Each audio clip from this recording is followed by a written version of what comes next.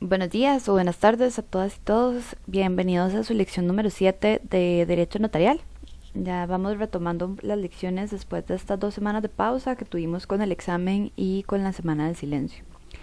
El día de hoy vamos a estudiar los últimos 4 temas que son propiamente, digamos, estrictamente notariales, o sea, que están relacionados a las actuaciones del notario en su protocolo o en instrumentos propios del notariado, y ya la próxima semana entramos a ver la parte del derecho notarial que normalmente denominamos derecho registral. Entonces vamos a enfocarnos un poco más en las labores y procedimientos del registro nacional. Damos inicio, bueno, los 4 temas del día de hoy van a ser la escritura pública. Vamos a estudiar un poco su estructura y sus partes con unos cuantos ejemplos que les conseguí.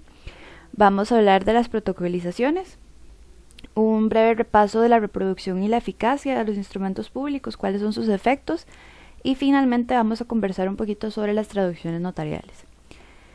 Entonces, nada más antes de comenzar vamos a hacer una pequeña recapitulación. En la lección 6 conversamos sobre los instrumentos públicos y los instrumentos jurídicos. Entonces vamos a recordar que los instrumentos jurídicos como tales son formas mediante las cuales el derecho preceptúa la posibilidad que tienen las personas de constatar un hecho. Y recordamos que los instrumentos jurídicos engloban a los documentos públicos, que pueden ser, por ejemplo, los documentos que obtengamos en una institución pública, y también los documentos que nos da un notario. Y estos a su vez engloban el instrumento público, que usualmente nosotros asociamos, pero no es el único, a la escritura pública. ¿Qué más puede ser un instrumento público? Bueno, los testimonios, pueden serlo también las actas notariales, que también son escrituras, etcétera. Entonces, resumimos, el instrumento público es un acto jurídico donde se hace constatar o tiene una base volitiva de material, o sea, es la voluntad de la persona la que, digamos, el punto de origen de este instrumento. El documento lo que hace es que encadena o materializa esa voluntad, le da un cuerpo físico permanente, por decirlo así, a esa intención, y va a tener una forma específica para poder generar, digamos, o dar esos efectos. Además de que también requiere de una investidura para poder su conformación. Entonces ahí es donde entran a regir los funcionarios públicos también y el notario. Respecto de los documentos notariales, recuerden que también repasamos, hay ciertos requisitos que nos exigen los códigos y los lineamientos, por ejemplo en el uso de letras, el uso de tipo de escrituras, tachaduras, etc. También los tipos de tinta que tienen que utilizarse, tamaños, la forma en la que se hacen las enmiendas. Y antes de iniciar vamos a repasar que existen también los documentos protocolares y los documentos extraprotocolares. Nosotros hemos ido viendo algunos ejemplos de estos documentos a lo largo de las exposiciones, por ejemplo las actas notariales. También conversamos sobre los testimonios, que hoy vamos a ver un poquito más en detalle. Y en las próximas clases vamos a ver las certificaciones. El día de hoy yo voy a abarcar el tema de las traducciones porque la verdad me parece que es un tema que tal vez no se presta para una investigación como tal, como las que han venido haciendo, pero sin embargo tiene sus detalles interesantes, por lo que no quería dejar de verla. Entonces damos inicio con el tema de la escritura pública. La escritura pública, algunos dicen o consideran que es la razón de ser, digamos, del notario. La escritura pública es un tipo de instrumento público donde se va a plasmar una declaración de voluntad con el propósito de producir efectos. Recordemos que este negocio, o que esta declaración de voluntad usualmente va a estar referido a un negocio jurídico. Esta declaración puede ser unilateral, puede ser bilateral o puede ser multilateral. ¿A qué me refiero con esto? Bueno, una declaración unilateral puede ser, por ejemplo, una declaración jurada o un testimonio. Estamos haciendo una declaración de voluntad o dando fe de alguna situación en particular. Y es solo una persona que acude ante el notario a hacer constar o darle efectos a esta voluntad. ¿Sí? Tenemos casos bilaterales. El mejor ejemplo son los traspasos, los contratos de compra-venta de algún vehículo, propiedad, constitución de hipotecas, etc. Y después tenemos actos multilaterales. ¿Cuáles son algunos ejemplos? Bueno, la constitución de asociaciones, la constitución de sociedades, incluso pueden ser compraventas, etcétera, donde haya más de 2 comparecientes. Ahora, para que la escritura pública tenga validez, como ya lo hemos comentado, tiene una forma estricta que viene dada y regida por la ley. Y además, recordemos esta parte esencial de los instrumentos públicos, que es que requieren de una investidura. Esto quiere decir que tiene que haber un notario autorizado que la haga y que la otorgue y que la autorice. La escritura pública, por su parte, refleja 3 principios, ¿no? La autenticidad, porque la actuación del notario le imprime esa certeza de que es un documento auténtico, de que es un documento real, de que lo que está escrito en él además es cierto. Es legal, porque recuerden que el notario es un contralor preventivo de la legalidad, ¿no? Él tiene que asegurarse que lo que esté pasando y lo que se está haciendo cumpla con los requerimientos de ley. Y además tiene un carácter o un principio de ejecutoriedad, porque esa escritura, como veremos más adelante, va a ser, digamos, ejecutable por sí sola. No va a requerir de la fuerza de un juez, no va a requerir de un proceso judicial, sino que simplemente puede constituir de una vez un título ejecutivo. Ahora, las escrituras hay diferentes tipos o hay diferentes clasificaciones. Las principales, por supuesto, son las que crean, modifican o extinguen las relaciones jurídicas. Mientras que las adicionales usualmente van a ser de un carácter complementario, aclaratorio, accesorio o incluso correctivo. Si lo que van a hacer es modificar, restringir, revocar o variar lo que sea que se haya indicado en la principal. Cuando vemos esta relación, digamos, el momento más claro es, como les he dicho en otras ocasiones, cuando nos referimos a un poder público. Por ejemplo, a un poder general o un poder generalísimo que se le otorga a otra persona. Usualmente estos poderes van a tener una escritura adicional posterior que ya sea viene a prorrogar el periodo que se otorgó el poder o viene a revocar dicho poder, ¿sí? O a restringirlo o modificarlo de alguna forma. Cuando vemos otro tipo de escrituras adicionales, bueno, cuando nosotros presentamos, por ejemplo, una compraventa, un negocio jurídico o algo por el estilo al Registro Nacional y éste considera que hay algún tipo de omisión o error que debe aclararse, al ya encontrarse la escritura cerrada, usualmente esta aclaración o esta corrección tiene que hacerse por medio de una escritura adicional que va a tener una referencia a la escritura principal y va a indicar cuáles son las razones por las que se está haciendo y qué es lo que se está procediendo a corregir. Cuando se presentan ante el registro, los testimonios se van a presentar juntos y esa sería, digamos, la forma de subsanar los errores. Ahora, la escritura tiene 3 partes generales. Tenemos la introducción, el contenido y las conclusiones. Y cada una de estas partes se compone de partes específicas entre sí. Ustedes recordarán que hace, creo que unas 4 semanas alguien me preguntó, bueno, ¿es necesario siempre empezar la escritura con ante mí, notario tal y tal, o es simplemente una maña, digamos, de los notarios? Bueno, la realidad es que esa precisa redacción, sí podríamos considerar que es una maña de los notarios, pero al mismo tiempo es una maña que tiene su base jurídica, porque el Código Notarial, como pueden ver acá, sí nos exige que abarquemos esa información al iniciar la escritura. Ahora, muchas personas usan esa fórmula ante mí, etcétera, etcétera, etcétera, porque digamos es la que más se ha normalizado, pero siempre y cuando se contengan estos elementos, la redacción podría iniciarse de otra forma. Por ejemplo, podríamos decir en la oficina tal, del notario tal, o en la oficina del suscrito, notario, etcétera. O sea que ustedes deciden cómo iniciar la redacción siempre y cuando cumpla o contenga los elementos indicados. Ahora, la segunda parte, luego del encabezamiento, luego que indicamos el número, tomo, nombre y apellido del notario, dónde se encuentra y su oficina, vamos a enfocarnos en la comparecencia. Y en esta parte es muy importante que ustedes tengan en cuenta no solo quiénes están compareciendo, sino en qué calidades están compareciendo. ¿A qué me refiero con esto? Bueno, que usualmente ustedes van a verse involucrados en negocios jurídicos donde la persona está actuando como apoderado de una persona o como representante judicial, por ejemplo, de una sociedad o una institución.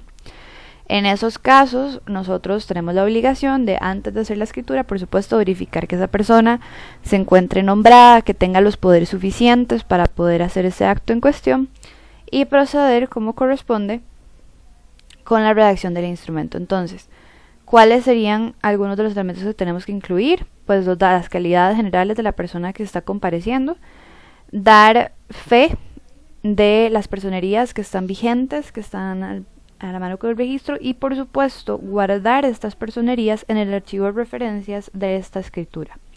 Ese es un paso fundamental a la hora de realizarlas. Acá les traje un ejemplo de un encabezamiento de una escritura con notariado. Creo que eso ya lo habíamos conversado, les he dicho que no tenía la oportunidad de haber visto una, pero esto me pareció bastante interesante. Entonces vemos que en el encabezamiento tenemos 3 notarios. Tenemos a Manuel Ortiz Coronado, a Crisia Saborío Marín y Rolando Lacre Zúñiga, quienes indican dónde tienen su oficina, en Trejos Montalegre, la dirección de esta oficina, y además indican que se está actuando en protocolo, en conotariado, y explican el protocolo de quién. Entonces, bueno, esto es muy importante porque ya nos están aclarando de una vez quiénes son los responsables de, por ejemplo, presentar los testimonios, de presentar los índices, etc. Ahora, posteriormente vemos que vienen las comparecencias. Entonces nos están hablando de 2 comparecientes, el señor Marco Mora Monge y el señor Andrés Ramón Gerardo Mercedes Castillo Saborío, y nos dan todos sus datos y también nos dicen, vean, actuando en su condición personal, ¿no? Igual lo mismo que el señor Marco Mora Monge. Luego vemos que ya inician con el texto de la escritura, ¿no? Con lo que sería el contenido. Eso sería nuestra siguiente fase, digamos, o nuestro siguiente tema. ¿Qué incluye el contenido? Bueno, va a incluir toda la información que sea necesaria y que se considere importante. Incluso todas las expresiones antecedentes, comentarios, digamos, que su cliente considere que es importante incluir. Ustedes obviamente van a verificarlo, tal vez no sea necesario, pero deberían incluirse. Cuando se hace algún tipo de traspaso, algún tipo de donación, incluir la motivación de las personas para hacerlo es muy importante. Entonces vamos a ver que acá no solo se va a incluir el contenido del negocio jurídico, obviamente en apego a la legalidad, sino también se van a incluir los antecedentes, ¿no? Las razones por las que estamos haciendo esta escritura.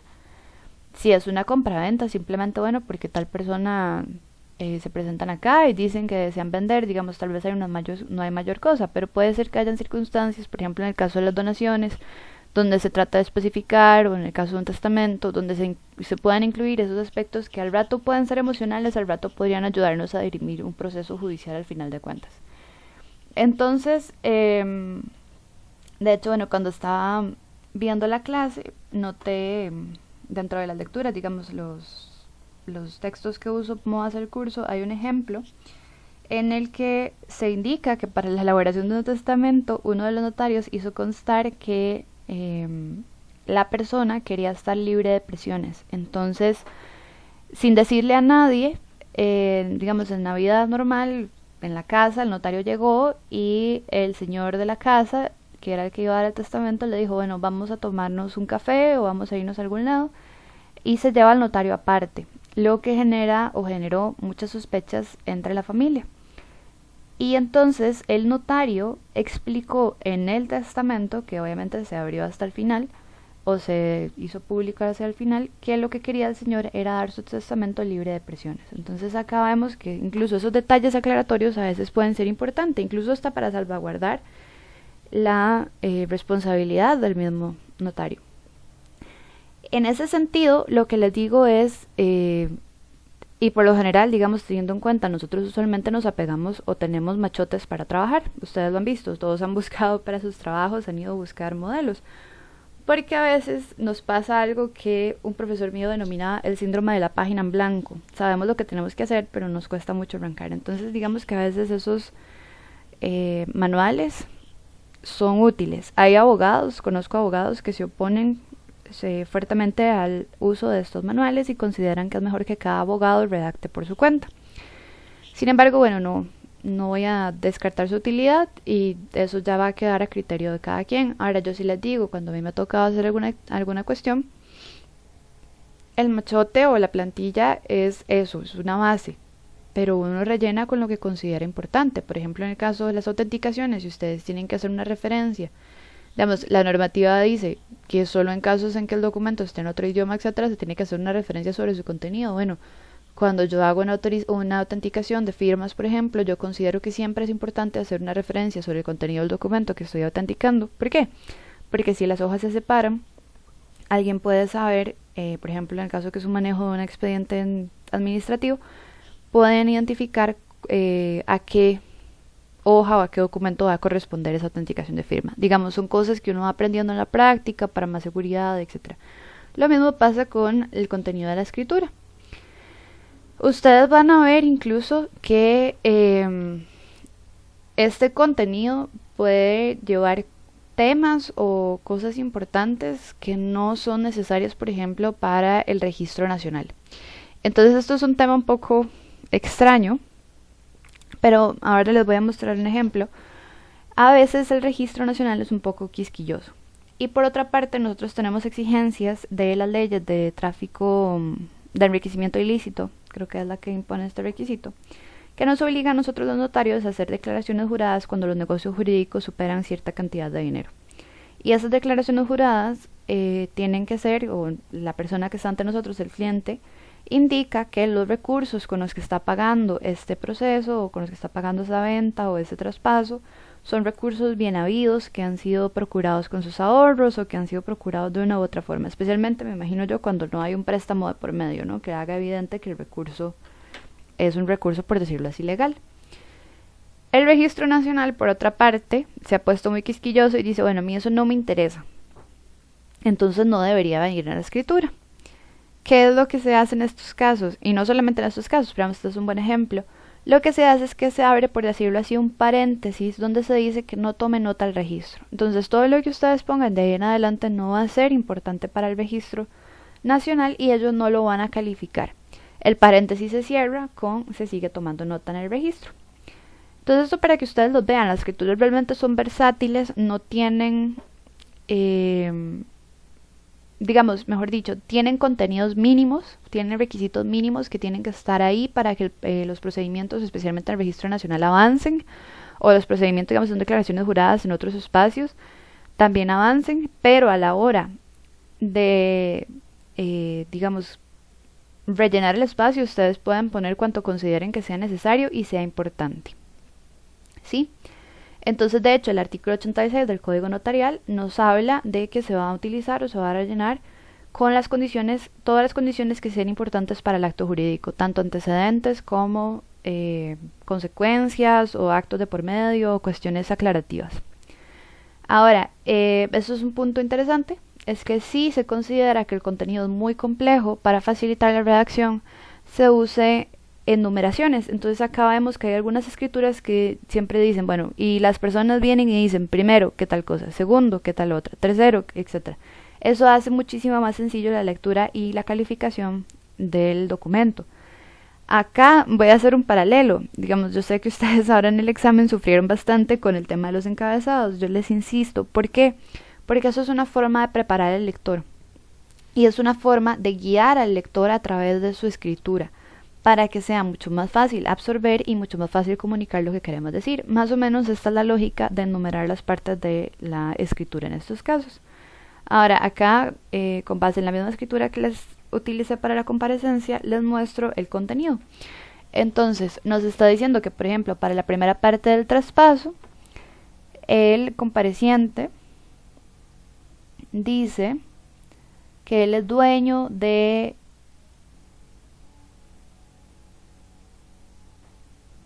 bueno, de hecho acá hay un pequeño error. Ustedes ven, por ejemplo, que en la parte anterior nos dice estar hablando de la condición personal. Y esto, vean, aquí por les digo que esa es la importancia de no utilizar machotes. Están hablando de que él está actuando en su condición personal y posteriormente se habla de calidades y actuando en la condición dicha por que su representada es la única y legítima propiedad inscrita en el registro público. Entonces, acá hay una incongruencia. Probablemente el registro nacional no hizo mayor problema al respecto, pero esta es una incongruencia en la redacción que uno tiene que evitar a todas costas. Ahora, en la primera parte, él indica que él es dueño de la propiedad. Vean que se hace toda la identificación de la propiedad, dónde está ubicada, cuál es su extensión, cuál plano es el que corresponda y que la vende a el otro señor, ¿no? Al otro compareciente. La segunda parte de esta escritura es una constitución de hipoteca, ¿no? La primera parte, venta, listo, ya el señor Castillo Saborío no tiene más, digamos, tema de interés en esta escritura, solamente de esta primera sección. En la segunda sección se constituye una hipoteca a favor del Banco Lafice. Y van a ver, acá es lo que les mencionaba, en esa tercera parte, que se hace una aclaración o se establece que el Banco Lafice va a tener la potestad de ceder esta deuda a cualquier otro banco que ellos deseen. Entonces acá vemos que esto no es de interés para el registro nacional y se utiliza esta técnica que les digo sin que tome nota el registro. ¿Sí? Eso es básicamente lo que les quería explicar. Ahora, básicamente les quería mostrar. Conclusiones, esa es la otra parte fundamental y digamos como más rigurosa. En términos de contenido, el contenido pues como les digo tiene un contenido mínimo pero es básicamente libre, incluso una forma en la que ustedes deseen redactarlo. Las partes de la introducción y la conclusión son más estrictas. Entonces, como les iba indicando, las partes de la escritura, en la introducción y la conclusión sí tienen ciertos elementos que son exigidos por la ley. En este caso, en las conclusiones, estamos hablando de varios aspectos formales, digamos, que tienen que incluirse para darle validez a la escritura. En primer lugar, estamos hablando de lo que son reservas y advertencias que se tienen que hacer por ley. Por ejemplo, en el caso que estemos hablando de declaraciones juradas, perdón, es que la impresora decidió protagonizar. En el caso de que estemos hablando de declaraciones juradas, por ejemplo, se le tiene que advertir a la parte que lo que ella está diciendo tiene que ser real, de lo contrario puede incurrir en el delito de perjurio, y advertirle también de las consecuencias penales que esto puede tener. En otros casos, por ejemplo, si las fincas que estamos traspasando tienen gravámenes previos, tienen hipotecas previas o tienen algún problema con los impuestos de las municipalidades, también se tiene que indicar a las partes y estar conscientes de que las partes entienden los alcances de estas aclaraciones que le estamos haciendo. O sea, esto implica preguntarle a la parte, pedir que nos explique, volver a explicar una y otra vez, ojalá en lenguaje sencillo. Ahora, también se incluye la práctica de las daciones de fe. Nosotros usualmente tenemos que respaldar las escrituras en ciertos documentos, como por ejemplo los planos, como por ejemplo acuerdos de asambleas, en los casos en los que, por ejemplo, un presidente o algo por el estilo requiere de una autorización para poder emitir esta, para poder, por ejemplo, realizar una compraventa o una de estas cuestiones. Entonces, en esos casos, lo que nos corresponde a nosotros como notarios es indicar que, bueno, esta escritura o estas estipulaciones se hacen con vista en el registro, o se dice aquí el suscrito notario da fe de que todo esto se ha hecho con vista en el plano tal y tal, con el permiso tal y tal, o la asamblea, etcétera, etcétera. ¿Cuál es otra parte vital? Bueno, también se advierte en algunos casos sobre la cancelación o no, sobre los gastos de inscripción. Hay algunas personas que incluso estipulan, por ejemplo, en la escritura anterior, creo que ahora vamos a ver cómo se indican que ya se cancelaron todos los derechos o que no se han cancelado. He visto notarios que también lo que hacen es indicar, por ejemplo, que se está trabajando o no de forma pro bono, por decirlo así, que simplemente no se cobran horarios por el concepto de esta escritura. También, bueno, que estos documentos quedan en el archivo de referencias y posteriormente se va, digamos, o pasamos a las otras dos partes de la conclusión, que son el otorgamiento y la autorización. El otorgamiento es per se, digamos, más que una frase, aunque sí tiene contenido dentro de la escritura, pero lo ideal, digamos, es que esta parte se refiere a la lectura de la escritura. En el caso de que sean personas sordas, se le tiene que prestar el documento para que la persona lo pueda leer por sus propios medios. Y en el que las partes pues expresan su consentimiento con lo que han leído por medio de la firma. La última parte, la autorización, es la firma del notario como tal, ¿no? Entonces tenemos, bueno, todas estas aclaraciones, las inscripciones, etcétera, detalles. Finalmente se explica, leído las partes, estas consienten en lo que está estipulado y firman en tal lugar a tal hora. Y posteriormente el último en firmar siempre va a ser el notario, porque eso constituye la autorización, ¿no? Se pone la firma, algunos ponen el sello de tinta y con eso se cierra la escritura. Importante, si la persona decide al final de todo no firmar y la escritura no tiene ningún error, esto se consigna y no se autoriza la escritura. Entonces simplemente se indica que una de las partes se negó a hacer la firma y listo. No se utiliza el no corre. El no corre usualmente es para casos en los que hay algún tipo de error. ¿Ok? El orden es todas las firmas seguidas, procurar que no se dejen muchos espacios en blanco, tratar de pedirles incluso a las personas, aunque esto a veces puede ser complicado, que tratan de calzar la firma en un renglón, digamos que no exageren con el tamaño de la firma, porque muchos espacios en blanco puede verse mal. Si hay alguna corrección por hacer, se corrige antes de las firmas. Ahorita les voy a dar algunos ejemplos. Pero bueno, acá los ejemplos de conclusión. Esta es la misma escritura que hemos venido viendo desde el principio, ¿no? Y acabamos que, recuerdan, la tercera parte era sin que tome nota al registro. Bueno, acá continúa tomando nota al registro y dice, bueno, que los comparecientes expresos autorizan al notario para realizar alguna corrección, etcétera. Esto, obviamente, estas correcciones siempre tienen que ser de acuerdo a la normativa del Código Notarial. Ahorita vamos a hablar un poco más de este detalle. Los honorarios se cancelan íntegramente al notario. Los notarios que suscriben advierten a los comparecientes de trascendencia legal de sus estipulaciones y renuncias, ¿no? Y es lo que estamos hablando antes. Y se indica cuántos testimonios se expiden. Entonces, en este caso, expedimos un primer testimonio para Banco Lafice. Leído lo escrito, lo aprueban y firman en San José. Este es el otorgamiento, como lo veníamos diciendo, y a partir de acá vendrían las firmas. ¿Sí? Acá les tengo otro ejemplo de cierre, porque en este caso no hay daciones de fe. Para mí, pues soy sincera, deberían estar, pero no está. En esta es una compra-venta. Y de hecho, vean que esto literalmente, esos dos cuadritos son el contenido de la escritura. Dicen que la primera vende libre de gravámenes y notaciones con los impuestos municipales. A la segunda, el inmueble folio real, matrícula número tal, ¿sí? Urbanización, etcétera. Y acá es la parte que quería que vieran, la dación de fe. La suscrita notaria da fe que en acta número 3 del 6 de junio del año 2013 a las 14 horas se realizó la Asamblea General Extraordinaria de Socios número 3, en la que autorizó por unanimidad la compra del presente inmueble ya descrito, lo cual consta a folio cuarto vuelto del libro de actas de asambleas de socios. Igualmente da fe de que las personerías y sociedad comparecientes se encuentran vigentes. Esto es precisamente lo que les estaba indicando. Ahora se estipula el precio de la venta y se indica que estos se entregaron. Posteriormente vemos, y esto también es una cuestión de estilo, que el otorgamiento viene en mayúscula, ¿no? Entonces viene leído lo escrito, resultaron conformes y firman en San José el día del junio tal. Y esto, bueno, esto es un estilo que se utiliza en los testimonios, pero es básicamente lo mismo cuando se transcriben las firmas. Obviamente ustedes no pueden describir un trazo de firma, usualmente son muy complejos, entonces lo que se indica es ilegible e iligible y bueno, en este caso la notaria firma con sus iniciales, entonces NVV.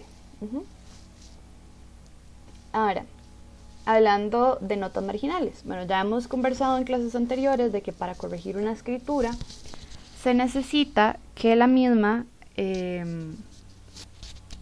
ya sea que se hagan las correcciones a través de notas marginales o a través de documentos adicionales. En este momento y lugar en el que estamos jurisprudencialmente hablando y por controles o estipulaciones de la Dirección Nacional de Notariado, hay un debate muy grande sobre si se pueden o no se pueden hacer correcciones a través de notas marginales. Yo les digo, hay notarios, especialmente los más viejos, que todavía lo hacen de esta forma. Y usualmente el criterio que se utiliza es el tema de si son correcciones de fondo, si son correcciones que pueden alterar o no la voluntad de las partes, etc. Entonces, básicamente lo que se nos indica es que si hay algún tipo de modificación, o sea, si ustedes hacen una escritura adicional para algún tipo de escritura, eso tiene que constar en la escritura principal. Y eso se hace constar a través de notas marginales. Esto ya lo habíamos conversado y habíamos dicho que en el caso de que el notario no tuviera esta nota en mano, el protocolo es malo, entonces le corresponde al archivo notarial prestarlo al notario que lo solicita para poder hacer esas modificaciones.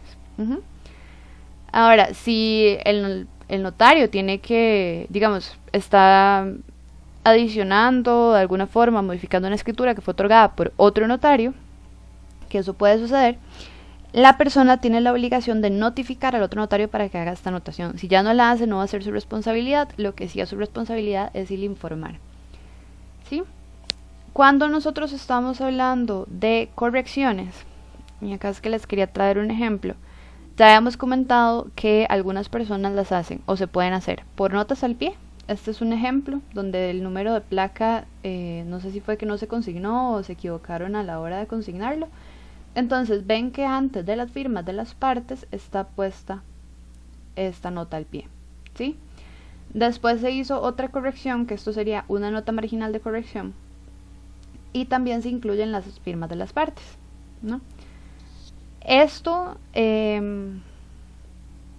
a mí realmente me causa conflictos. Creo que ya para este tipo de modificaciones, digamos, que están hablando del precio de la venta, etcétera, bueno, es una aclaración más que todo, pero tal vez lo ideal en esos casos sería hacer un documento adicional, ¿no? Más que todo, como bien dicen o como bien se utiliza la expresión, para curarse en salud. Y bueno, básicamente quería traerles un par de ejemplos de cómo se ven estas notas en un protocolo, ¿sí? Lo más normal, lo más regular, lo más aceptado actualmente es notas al pie. Ven que se pueden hacer a mano porque ya la escritura se imprimió, ya volver a imprimir es muy complicado, puede incluso causar un daño al papel. Entonces pueden hacerse a mano y seguidas van las firmas. ¿Ok? Esto sería respecto de las escrituras públicas. Ahora vamos a hablar de otro tema, que es la protocolización. ¿A qué suena la protocolización? O bueno, ¿qué es realmente? Básicamente son transcripciones de documentos o piezas privadas en el protocolo. Son documentos, digamos, pueden ser contratos, o incluso se utiliza mucho la protocolización de fallos judiciales para darles una fecha cierta o para darles ciertos efectos jurídicos y que puedan ser ejecutivos. Entonces, las protocolizaciones son eso. Nosotros vamos a agarrar un documento privado, por alguna razón necesitamos que este tenga fuerza de ley o tenga fecha cierta o que asuma ciertos efectos, y lo que se va a hacer es que se va a transcribir en el protocolo para darles, recuerden los efectos, permanencia, constancia, para básicamente crear una memoria histórica. Se habla de que el principal efecto de esta acción es el tema de la fecha cierta. No sé si ustedes recuerdan, cuando nosotros tenemos un documento que no tiene fecha, por ejemplo, o que necesitamos referirlo de algún lado, bueno, se va a garantizar la fecha cierta a partir del momento en que falleció la persona o en el momento en que fue protocolizado. Entonces acá vemos un poco la importancia.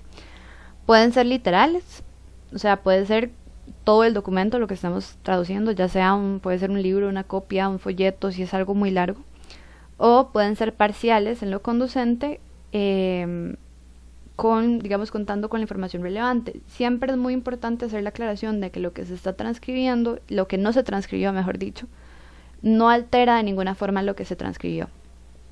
Sí, eso usualmente se hacen protocolizaciones en lo conducente cuando son textos o contratos muy largos, y lo que nos interesa, por ejemplo, puede ser, no sé, algún tipo de alguna parte específica del contrato que nos interesa que conste o que tenga alguna fecha ahí.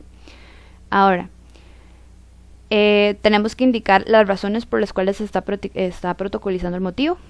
Se tiene que hacer la transcripción y se tiene que copiar fielmente el documento de las piezas en forma total o parcial. En estos casos, y por ejemplo, el documento es una de las pocas excepciones en las que se nos autoriza a escribir en otro idioma en el protocolo o utilizar abreviaturas y acrónimos si el documento original las utiliza, porque la transcripción pues tiene que ser literal prácticamente. Algunos puntos interesantes es que se tiene que dejar copia en el archivo de referencias. Se tiene que dejar copia en el archivo de referencias, ¿no?, de lo que estamos copiando. Nosotros siempre tenemos que contar con una copia del documento original. Las partes tienen que firmar la protocolización. Se tiene que dejar constancia de que lo que nosotros estamos utilizando se confrontó con el original. Y algo muy importante respecto de los efectos. Las protocolizaciones no van a darle a ese documento privado la condición de instrumento público. Y no van a servir para provocar inscripciones en los registros públicos, excepto las actas o piezas de nuestros propios expedientes notariales, cuando estamos hablando de actividad judicial no contenciosa. Por otra parte, si en proceso se invoca la protocolización de un documento y esta autenticidad se cuestiona, pues entonces el documento notarial deja de ser ineficaz y se tiene que presentar el original. Entonces es básicamente como hacer una copia certificada del documento, ¿no? Darle validez, darle es el respaldo, por decirlo así, adicional. ¿Sí? Ahora, algo interesante que me parece a mí sinceramente es la protocolización de folletos o gráficos. Les soy sincera, no he tenido nunca la oportunidad de ver una protocolización de este tipo, pero se establece que para hacer esta protocolización se hace una referencia, o sea, lo que nos va a tocar en estos casos es describir el documento gráfico que estamos viendo. Por supuesto, vamos a tener que guardarlo y guardar el original. Ahí sería interesante, voy a tratar de hablar con algún colega a ver si les puedo conseguir algún ejemplo de esto, pero básicamente el objetivo es comprobar la autenticidad y evitar la alteración. Entonces, por ejemplo, si ustedes van a describir fotografías, cuadros, gráficos, en su descripción van a tener que ser lo más completos y más coherentes posibles a la hora de hacerlo, ¿sí? Ahora, los efectos de los instrumentos públicos. Bueno, ya los hemos mencionado algunos a lo largo de la clase, entonces vamos a ser bastante someros.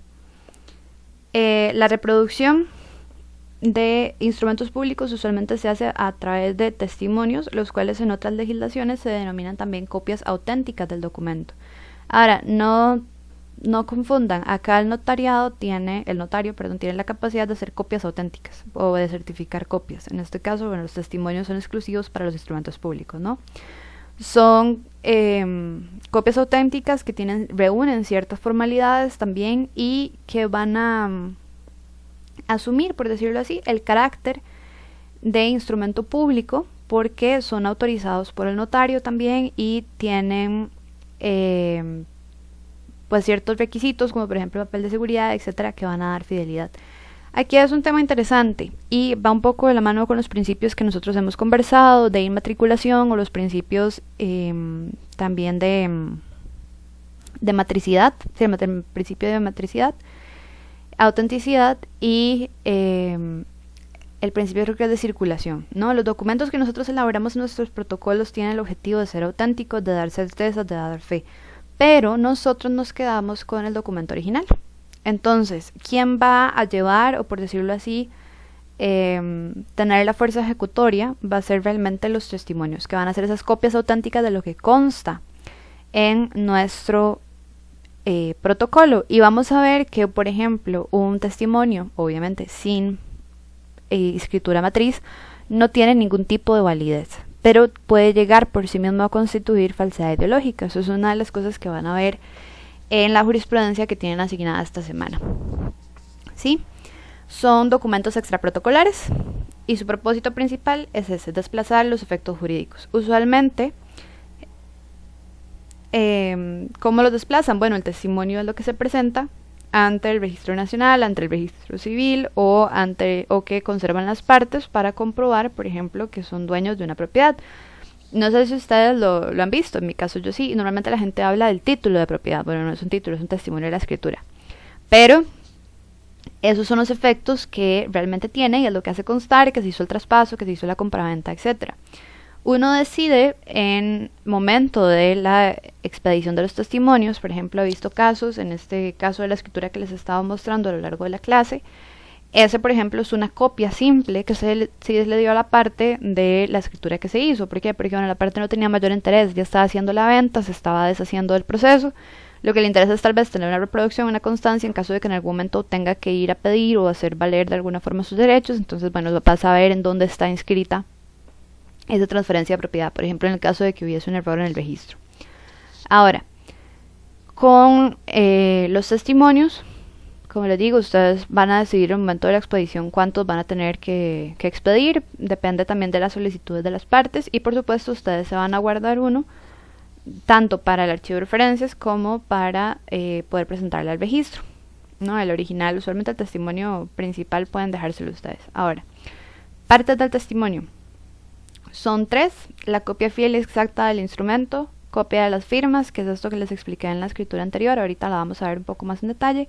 Y el engrose, que es básicamente son unas 3 líneas al final del testamento, donde se ubica que esto es copia fiel y exacta del instrumento número tal, ubicado en el tomo número tal del notario X, Y finalmente, la firma e impresión de los sellos del notario. Esta parte es fundamental porque ahí estamos asumiendo la paternidad de este documento, estamos asumiendo la paternidad de este testimonio y dando fe prácticamente de que es auténtico. Sí, es esta firma y esta impresión de los sellos del notario lo que le va a dar el carácter de documento público. Entonces, acá les tengo un ejemplo de testimonio. Quiero que lo vean pues en detalle. Usualmente o a veces hay una práctica que es que acá arriba, antes de poner la escritura, se ponen unas casillas. Y en esas casillas se estipula pues los nombres de las partes y de qué tipo de negocio jurídico se trata, el número de escritura, tomo, etcétera. Es como para ubicarlo más fácilmente, sobre todo para el calificador, para que sepa de una vez ubicarlo en tiempo, contexto y lugar, de qué se trata, quién es el notario, etcétera, etcétera.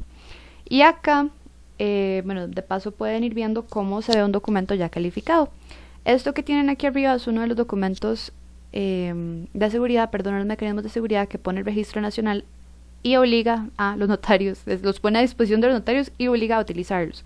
Son las boletas de seguridad. Nosotros tenemos boletas tanto para el registro de bienes inmuebles como para el registro de bienes muebles. Esta es una boleta incompleta. Durante la clase les puedo enseñar una completa para que vean cómo se ve. Cuando ustedes van a presentar el testimonio, esta boletita se pega así de esta forma, se le pone el sello, los números, se completa con la cédula y aquí se completa, el resto de la boleta se completa con los datos de las partes y el negocio jurídico del que se trata. Cuando ustedes la presentan, ustedes se quedan con la parte, ven que esto acá está como cortado, ustedes se quedan con la otra parte y eso es lo que a ustedes les sirve de comprobante para ir a retirar la escritura en el momento de ser necesario. Ahora, ven acá que tenemos, bueno, este cuadrito, esto pequeño, es la escritura, es una escritura es una modificación, es una liberación de hipoteca. Y pues ven que es una escritura bastante sencilla, leo lo escrito, resulta conforme y firma en San José el día tal y tal y tal, la firma del notario, luego viene el engrose y finalmente tenemos la autorización. Yo sé que aquí no se ve muy bien, pero si hacen un esfuerzo van a ver que aquí está el sello de agua y acá está la firma de la notaria, ¿no? Entonces, esto es lo que se presenta al registro. Quien está obligado a presentarlo es el registro. Esto es una inmatriculación que hace el registro de forma automática, que es la presentación del diario. Esto, bueno, lo vamos a ver más adelante, pero es cuando ustedes presentan una escritura, se pone al primer momento, se pone así de una vez la fecha, hora y lugar en la que se está presentando. ¿Esto por qué es? Porque el registro se rige por un principio muy estricto, que es el principio de prioridad, y usualmente es, aunque digamos las escrituras tengan fechas distintas, se los adelanto, la que se presentó primero es, digamos, la que va a surtir efectos primero. Y si no, vamos a tener que ir a un proceso judicial para demostrar que esto fue un problema, etcétera, etcétera. Ahora, eso es muy importante en caso de fraudes. Bueno, acá vemos que ya cuando quedó esto inscrito, el registro pues le da un sello y esto se devuelve a las partes. El registro simplemente toma copia, actualiza sus datos y devuelve el testimonio a las partes. Usualmente se las deja al notario o se le entrega a la parte interesada. Ahora, respecto de la eficacia de los instrumentos públicos, bueno, podemos hablar de unos 5 efectos que reúnen los instrumentos. El primero de ellos es dar protección a las partes y dar garantía erga omnes. ¿Qué quiere decir esto? Bueno, que la existencia de un instrumento público le da garantía y seguridad a la sociedad de que lo que está en ese documento es cierto y es válido no solo para las partes, sino para todos. Recuerden que cuando nosotros tenemos un contrato de compraventa, por ejemplo, de propiedad, cuando ya hay acuerdo entre cosa y precio, ya se hizo la venta. Pero para terceros, que esa es la parte importante, esto no va a empezar a surtir efectos hasta que esté registrado. Entonces, esa es la primera de las cosas. La segunda, da validez y eficacia al negocio. ¿Por qué? Porque nosotros somos controladores de legalidad y somos controladores preventivos de cualquier problema. Entonces, casi que nosotros, por el hecho de que haya pasado por un notario, tenemos, por vía de ley, digamos, la seguridad de que lo que estamos haciendo es legal. Aunque bien sabemos que hay notarios que se prestan para cosas ilegales, pero bueno, en un mundo ideal, esa es la realidad. Después, la ley nos obliga a creer en lo que nos dice el documento, ¿no? Entonces, obviamente este documento va a tener efectos probatorios, tanto del acto como de sus antecedentes, como de todo lo que en él se consigna, hasta que se demuestre lo contrario en un proceso penal, prácticamente. Recuerden que el proceso notarial disciplinario nos sirve para traerse abajo esa escritura. Y de último tenemos el tema de la fuerza ejecutoria. Estas escrituras, cuando ustedes constituyen una hipoteca, cuando ustedes constituyen una deuda, cuando ustedes constituyen una venta, pues esto nos va a servir a nosotros como título valor, ¿no? Entonces es uno de los pocos documentos que se pueden llevar ante los juzgados para hacerlos valer de forma inmediata sin tener que pasar por un proceso de conocimiento. ¿Sí? Finalmente, llegamos al tema de las traducciones. Este es un tema vacilón, porque a mí me parece, o sea, siendo alguien que ha convivido y que ha tenido que utilizar los servicios de un traductor oficial, me parece un poco contradictorios. Pero bueno, veámoslo de una forma instrumental. Puede ser necesario que en algún proceso legal, algún contrato, algún convenio, se nos presente un documento que está en otro idioma, entonces va a ser necesario hacer esa traducción. Y si nosotros tenemos dominio del idioma, pues esto obviamente nos facilita el proceso. Entonces, en nuestro país, el notario costarricense tiene la facultad de realizar traducciones. Ustedes pueden escoger. O sea, si ustedes no se sienten en la capacidad de hacer una traducción oficial, bueno, yo les soy sincera, por un tema de responsabilidades, yo preferiría contar con una traducción oficial contar con una traducción oficial como documento que respalde las actuaciones que una traducción que hice yo misma. Ahora, si por alguna otra razón tenemos que transcribir un documento, se trata de alguna actividad judicial no contenciosa, algo por el estilo, bueno, ya las circunstancias pueden cambiar, ahí me imagino que ustedes van a valorar qué prefieren hacer. Importante, si no son documentos propios, o sea, no son documentos elaborados por ustedes, solamente se puede traducir del idioma extranjero al español, no al contrario. Si son documentos que ustedes mismos hicieron, por ejemplo, escrituras públicas, pueden traducirlos del español al otro idioma, siempre haciendo constar que las partes están de acuerdo con esto. Ahora, muy importante, el notario tiene que tener un pleno conocimiento del idioma extranjero. Y esto, digamos, esta estipulación es muy importante porque si ustedes, por decirlo así, se mandan sin tener un conocimiento pleno del idioma y se equivocan, pues esto les puede generar responsabilidad, ¿verdad? Ahora, el documento traducido tiene que quedar en el archivo de referencias, muy importante. Hay dos tipos de protocolización, de traducciones, pueden ser protocolares o extraprotocolares, depende de las circunstancias. Es importante, y esta parte es interesante, porque en teoría a los notarios costarricenses se les da, digamos, a sus traducciones el mismo valor que los de un traductor oficial. Sin embargo, acá hay una discusión importante, y es que el Ministerio de Relaciones Exteriores no reconoce estas traducciones, no les da ese valor. ¿Por qué? Porque dicen que no están cubiertos por el marco legal de las convenciones internacionales que lo prevé de esta forma. Entonces, si ustedes tienen que mandar algún documento al exterior, lo ideal es pasar por una traducción oficial. Siempre vamos a tener eso, y ahí la recomendación de mi parte sería que tengan en cuenta o siempre consideren para qué necesitan el documento. Yo les soy sincera, creo que siempre preferiría acudir a un traductor oficial por un tema de salvar responsabilidad y también de no complicarle, por decirlo así, la vida a la persona si necesita el documento para algún trámite en el exterior. Bueno, chicos, esto sería la clase del día de hoy. Ya con eso terminamos los temas notariales. Si todo sale bien, la próxima semana empezamos a ver los temas registrales. Entonces, si tienen dudas o consultas, por favor no duden en hacerlas. Respecto de las tareas, tenemos el tema de certificaciones notariales, el cambio de características de vehículos, y vamos a empezar a ver el tema de inscripción de vehículos y prendas. Entonces, ya para irnos metiendo un poquito más en el trabajo que se hace con el registro, ¿no?, que se tiene que hacer en estos casos. Un gusto y bueno, nos escuchamos la próxima semana. Feliz fin de semana.